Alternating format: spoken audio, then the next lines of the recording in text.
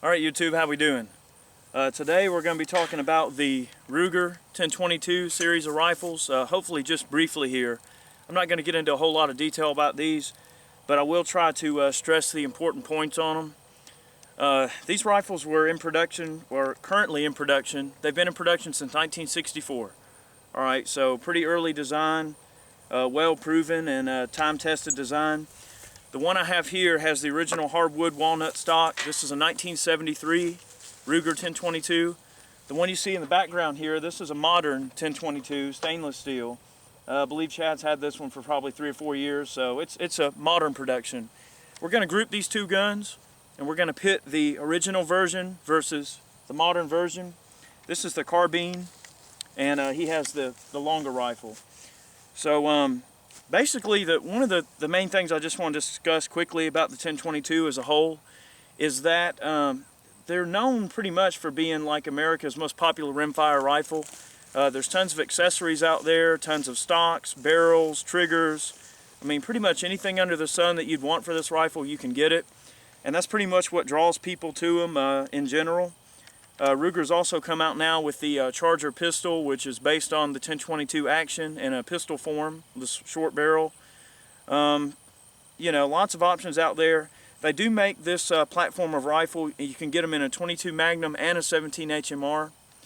I don't know if the auto-loading 17 HMR is out there. I know they have bolt-action versions of this rifle. In terms of factory stock configurations, you can get the 1022 in a lot of elaborate factory specifications. You can get them with a full-length Manacler stock, or at least you used to be able to. You get the full-length Manacler stocks. They have like Boy Scout editions out there. I mean, all kind of custom stuff. You know, you get a lot of dealer exclusives and things like that. But we're going to group these two and see how they do. We're going to shoot them at 50 yards, and then we may group them further.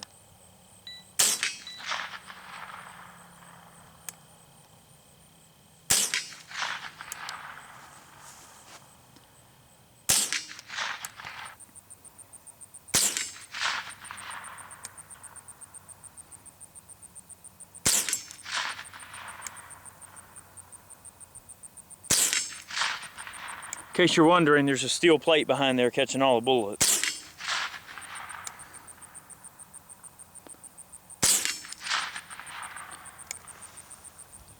All right, here's the 1973 carbine, Ruger 1022.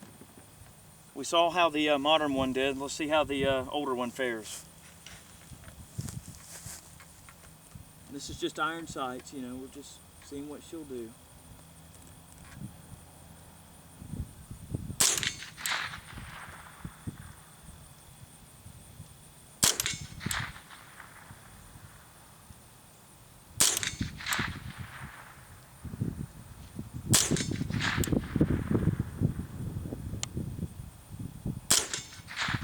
All right, we're going to readjust the camera and we'll catch the other 5 hitting the paper.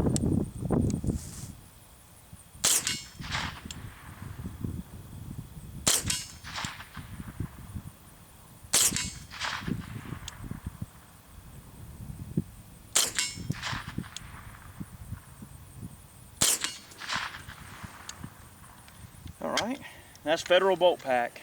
Not bad for an old gun. Chad's got some of his Ely match, and we're going to try those out of his modern Ruger up in the upper left-hand corner. We'll see how those do. These are Ely high velocity. Ely high velocity. Yeah, just lead hollow points. Lead hollow point, gotcha.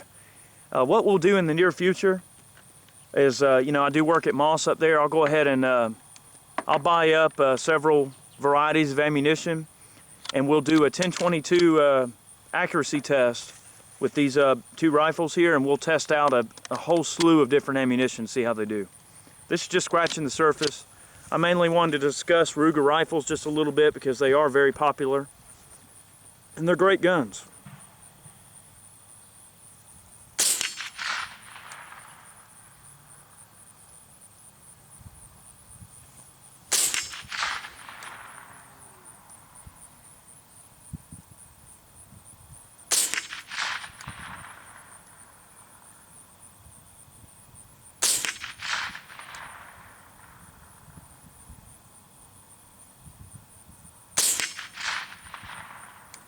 Hell, shoot them all. Got a few left, right? Yeah, there's 7, I think. Yeah, go ahead.